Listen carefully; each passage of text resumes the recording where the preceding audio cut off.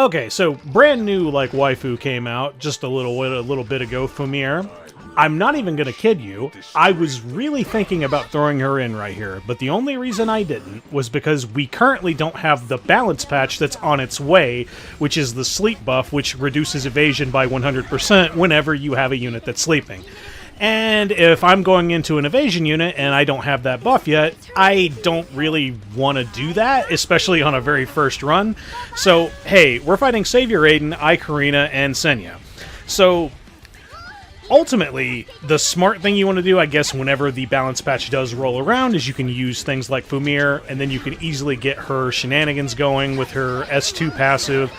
Then you can get the non-attack skill, sleep and strip, and all that other fun stuff that she does. But, like, we don't really have the buff to sleep yet, so even if we hit a sleeping target, yeah, we'll crit, unless we miss, which is an evade, which is, it kind of just makes you really wonder, holy shit, why the fuck was sleep like this all this time? Where, you know, whenever you hit somebody who's sleeping, but then they dodge you and then they wake up because they took damage. Kind of fucking retarded, no? But either way, the other really, really easy way of fighting this is straight up just, hey, 2 healers, Dark Corvus. Because straight up, we have Angelic Montmorancy there strictly to tank any and all hits from the Senya, who's also going to be a cleanser, who also functions extremely well with really, really high HP targets. So hey, can't really go wrong with Angelic Montmorancy on that run. And then we also have Shuna here. Shuna is strictly there just to bait any and all attacks going into her with the ae-KARINA. Now, I make one very small mistake whenever I'm looking at this, and I was like, okay, that's probably a really, really bad idea to go ahead and try and, you know, get hits on the ae-KARINA with some provokes. Fortunately for us, we don't end up getting absolutely hosed because the Savior Adin is a lot faster than the ae-KARINA, so then we don't end up having horrible things happen like, oh, you know, Death Break on Dark Corvus and then getting hit by an S3 from the Savior Adin. Holy fuck. But either way, that's why Shuna's there. Shuna's extremely effective. In fact, whenever that sleep buff comes in, Shuna is going to be even more ridiculous.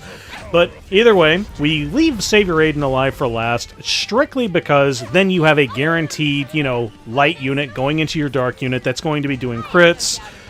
And, I mean, what better unit to leave alive than something that you actually feel really confident in that is not going to kill you. And straight up, that is a Sword of Cycling Seasons Savior Adin that is also doing quite a bit of damage to a Proof of Valor Dark Corvus. So it's like, yeah, I guess I went the right direction, because I was thinking about bringing Shadow Knight Pyllis, but if I ever bring Shadow Knight Pyllis to things like this, the one thing that can always go wrong is if it's Sword of Cycling Seasons and you are very, very strong. Very, very good possibility of getting absolutely hosed in the very first turn.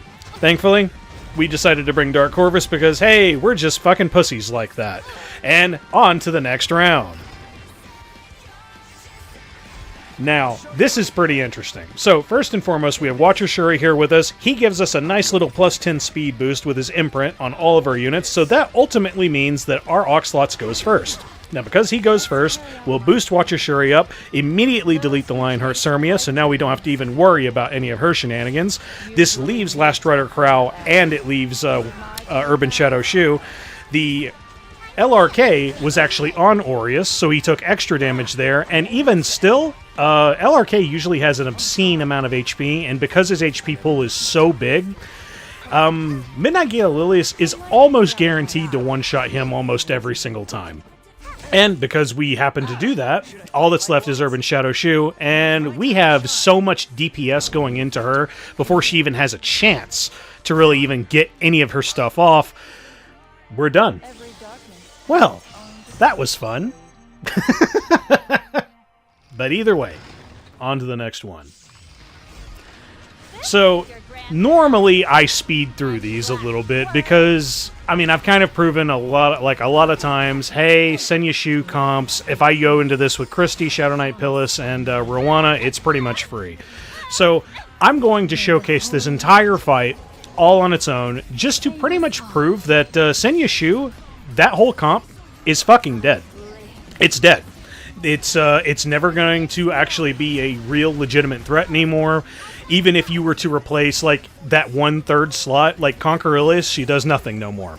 She's only going to make it even easier for yourselves. You're going to gain healing back from Roana with Vigilant Eye. Navy Captain Landy, also not even really a threat because you have so much defense on the rest of your team. Salvo procs only heal you. She's only going to go into Shadow Knight Pyllis, things like that. So let's go ahead and we'll break our team down here. We have Christy on our team. Christy is strictly here as a means of giving extra ER to Shadow Knight Pyllis. It is actually not necessary to do that. You could bring, say, a Yulha if you really wanted to. I just liked to bring Christy because this is actually my OG team for any time I want to just go in full auto and not give a shit. It's Christy, Roana, and Shadow Knight Pyllis. I mainly hard use this team anytime I'm dealing with Lua shenanigans, but now that we have Moon Bunny is actually a better option of dealing with Lua shenanigans, which I think is pretty much why we don't really see her all that often anymore. But either way, the biggest test that I was wanting to really conduct here is anytime I'm going into these Senya Choux comps, I usually always have a very, very strict rule of thumb. That strict rule of thumb is kill Choux first. As soon as Choux is down, the rest of the team cannot kill you. Now, in this particular situation, we're dealing with ae-KARINA. Now, ae-KARINA is a special case where it's more imperative to kill her first, because if you go for the rest of the team before ae-KARINA, it's just going to slow literally everything down. She's going to give big barrier to the rest of the team. She's going to give her self-defense boost. It's going to do more damage to you, even though it's going into a Shadow Knight Pyllis. Shadow Knight Pyllis has a lot of defense and a lot of F-res, so it shouldn't even really matter. It's just an annoyance, pretty much. But here we decide, hey, let's just kill the ae-KARINA, because the goal is I'm trying to showcase how Choux is no longer a threat. Because before with Senya Choux comps, Choux was always the death nail. She was this means of, if I let this thing linger on the field, if it S1, S2s me, if it does any of this crazy shit, I'm pretty much done, and I cannot win. But now with the recent buff that Shadow Knight Pyllis got, which straight up, man, a lot of people, myself included, even memed on that fucking, those patch notes, where it was just oh, lol, Shadow Knight Pyllis now gets the effects that she gives to the rest of the team. That shit is actually huge. And it really, really is. Because now that she obtains her own effects that she gives to the rest of the team, it just straight up turns her into this unkillable wall. The only thing that's really a threat to her is Death Pin. And yes, Choux does have Death Pin, but she has S1, S2 shenanigans. The S2 is the thing that has the Death Pin, and the S1, S2 follow-up is a extra attack. So then you decrease that damage because she has those effects now. Fun, huh? Now, here was something that gave me a mini heart attack. We have 280 something odd effect res and change. We just got fucking pushed back by a Zeo. Holy fucking shit. Now, thankfully for us, it did not silence us, and we also were faster than the rest of the team. See, that was the big thing that really made this team really solid, and we were in good shape. Now, for example, if the rest of these guys were also faster, they really would have been a very good opportunity to absolutely hose me. Because one big hit from Mercedes, and then a big hit from Apocalypse Ravi, and then if I don't get the turn before those, my Spirit Eye Celine is dead. Now, fortunately for us, that didn't happen. We were able to go in because we had the immortality on Senji, kill the Mercedes in one shot, does not come back, and then we just do a whole bunch of extra collateral damage, and we just straight up murder with SSB.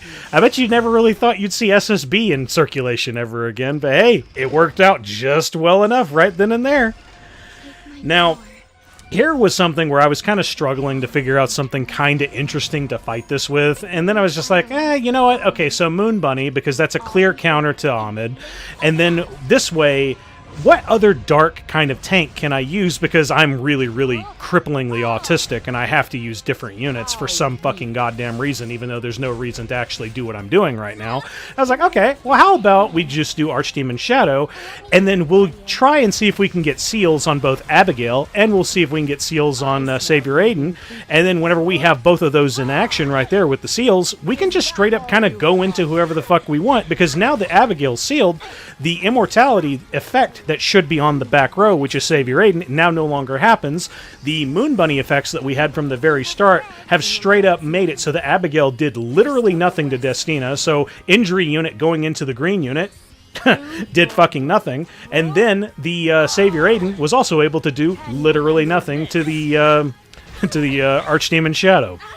So yeah, everything works out extremely well, especially because every single counterattack we ended up getting, we also got the follow-up attack, which is where I do kind of feel like I don't think a lot of people really even use Archdemon Shadow much anymore, and I do kind of feel like a very, very easy, very effective buff that could easily be applied to her is to just get rid of the casino shit that's on her S1. Just get rid of that shit.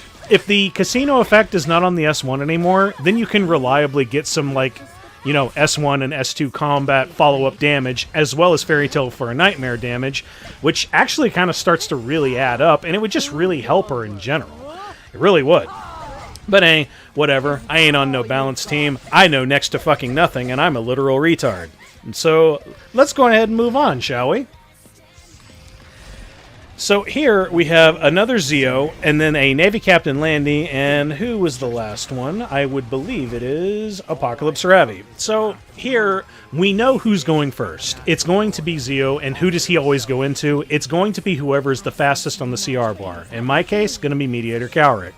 Now, because it hit him first, and I don't think I even got pushed back, so like, hey, 15%, whatever. We'll use this opportunity, we'll use the S3, we'll give ourselves attack buff, and now our Lone Crescent Bellona has attack buff. Hoorah! Now, the good thing about that is, we actually could kill the Navy Captain Landy right now. I chose not to because I thought that the Navy Captain Landy might have like a lot of attack, might have a lot of defense, you know, something like that. And you don't really kind of stack up and do a lot of damage on LHC until... Oh, I'm sorry, not LHC. Lone Crescent Bellona. Sorry, I don't know how to alphabet. I is retarded. But either way, I couldn't guarantee how much damage I was really going to do because you don't really gain Waxing Crescent until you actually do an attack, and the way in which she's currently built right now, unless you're fast and you're going in with numerous hits, you don't really do a lot of damage until about, like, say, 2 or so turns. So, either way, Navy Captain Landy's already dead. Navy Captain Landy did quite literally fucking nothing, and ultimately was not even really a threat. Now all we have left is Zio and Apocalypse Ravi, and Zio has blown his load, done as much as he possibly can, and now he doesn't even have Deify anymore. So what I'm going to do is, I decided not to use the S3 on Mediator Kalric, because I know any S3 from just no attack buff at all is going to kill this Zio. We'll do this, give the entire team Vigor, because that's the way in which that shit works. We give everybody Vigor if we kill something, and now we can just slowly go into the Apocalypse Ravi. Fortunately for us, we just do so much goddamn damage because we're, you know, several turns into it. We have a lot of Waxing Crescent. We have attack buff. Like, look how much damage this does. Like 6k on just an AoE attack through a Proof of Valor. And then, right here, I didn't even expect this would kill. Fucking does. And, ladies and gentlemen, the GuildWar is finished! Don't you guys just feel like you saw some crazy shit today? Well, not really. So, yeah, I wanted to try and use Fumir today, but, like, I mean, my very, very primitive and terrible fucking brain didn't really even like, think of, like, what a good comp to use Fumir in is. And, I mean, like, just doing a little bit of research kind of showcased that, like, Destina and Fumir together might low-key legit be broken. Because you have this really, really strong anchor of a character in Destina, who then can also push, can cleanse, can heal, like every single thing that Destina does heals.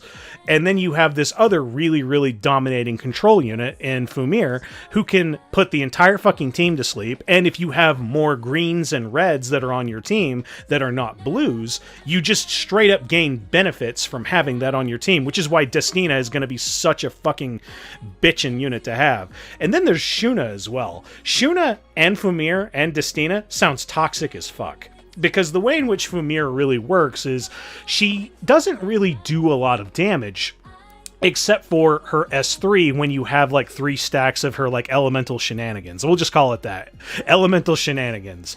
So when she has 3 stacks of that and she uses her S3, then it just straight up does fixed damage. And that right there is gonna be pretty fucking interesting. Now, I could be wrong on a lot of this shit. I have barely used Fumir. I'll also straight up be real with you. I'm not really a fan of Fumir as a character. Some people really love her. Some people are like, oh, guys, new Shadow Elf waifu. And I'm just like, yo, guys, I don't trust this bitch. Like, I don't trust this bitch at all. Like, if anything, from the story that I've seen, she is going to betray us. She is absolutely going to, like, stab us in the back. There is going to be some stupid shit that she's going to do. She's going to sell out the heroes, and then it's like, oh, yay, now I can do more research and whatever. It's like, you know, it's all over the wall. I see it coming. It's going to happen. I don't trust Fumir. I don't trust Fumir fucking at all. But either way, this was actually a really, really fun Guild War, and I also straight up didn't even mean for it to be like another one of those, like, use 18 different characters. It's actually a lot of fun whenever you have, like, a big enough roster to actually do stuff like that, because then it's just not as boring as just, you know, using the same units over and over and over again for all 3 fights. I highly suggest, like, I highly recommend it if you actually do have a big roster of characters to do stuff like that. It really does challenge you, and it makes you, like, have a little bit more fun with this really horribly outdated game mode. Something that Smilegate really needs to get their fucking asses on and do something about is actually update Guild Wars. But hey, boys, if you like this video, go ahead and please leave me a like. And if you want to see more of my content, go ahead and hit subscribe. See ya later.